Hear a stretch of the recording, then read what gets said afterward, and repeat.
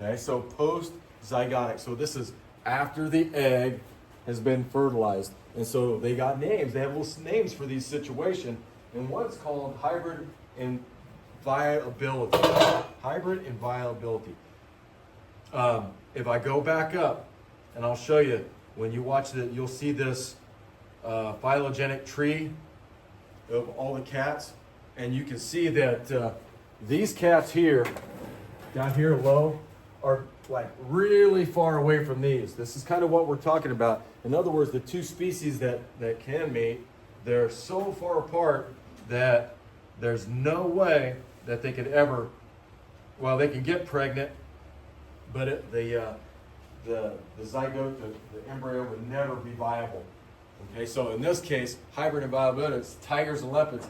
They're so genetically distant from each other now that even though they could still probably mate, they will never, ever, ever have a live young. And what they did was they created what they think it would look like. But those two things, that's called hybrid inviolability. And so the big point here is that they are genetically distant. But not so distant that they can't get the, for a lack of a better word, the oven started. Right? They can get the mechanism going. But this happens after the zygote is formed. Okay? Now this one's kind of cool. Hybrid sterility. Hybrid sterility. Tigers and lions.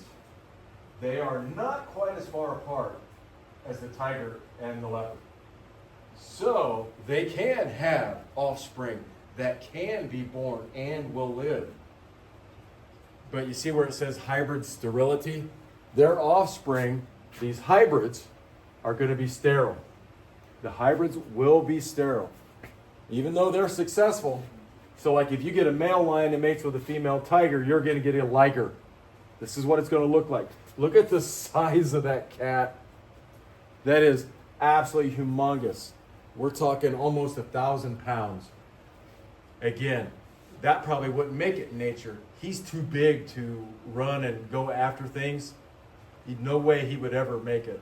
He's just too chunky.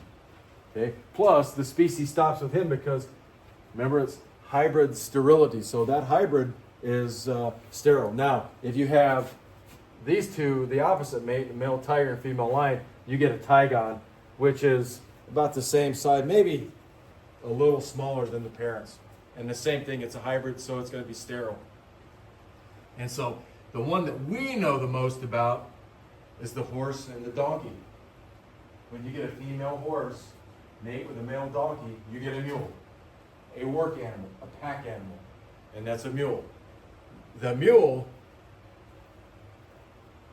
is sterile. And I'm going to put it in quotes.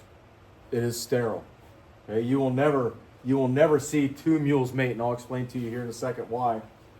And so you get if you go a female horse and a male donkey, you get a mule. If you go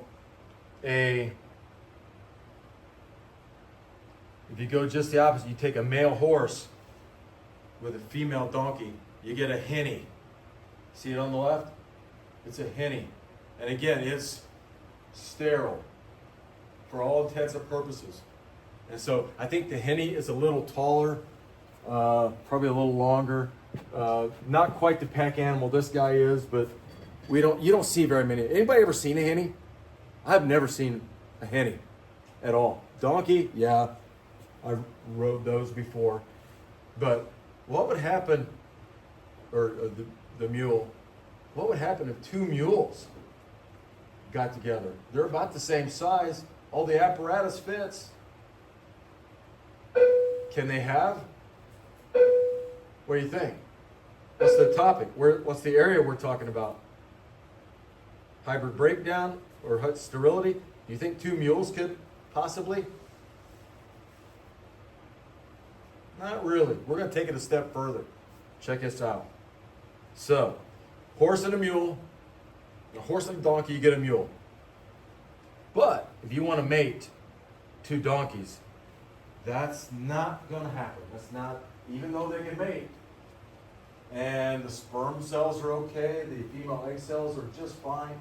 These are no-go situations. Never going to happen. How many chromosomes do human beings have? 46. And if you split 46 in half, what do you get? Awesome. Check this out. A horse, and I'll just put a horse, H, has 64 chromosomes. Has 64 chromosomes, which is how many pair? 32 pair. So going through meiosis, that horse sperm cell is going to have 32 chromosomes. But a donkey has 62, if I remember right. And that's how many pair?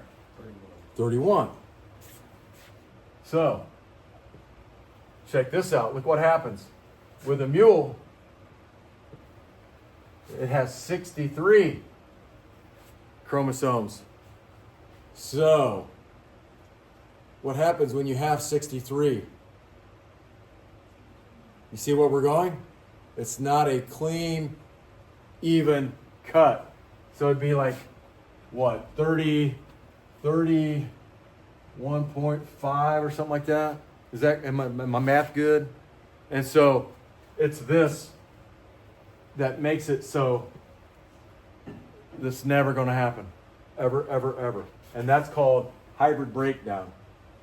Okay, so it's a little different. Up there, they can still have babies, but if you keep going a little deeper, it's a hybrid breakdown where this stops. Okay, so these could never mate and have successful offspring. And I'm not sure. They probably could get pregnant, but I don't know how viable it would be. I don't think it would be born alive, and I'm not sure you'd want to see that. But that's called hybrid breakdown. Okay, any questions? All right.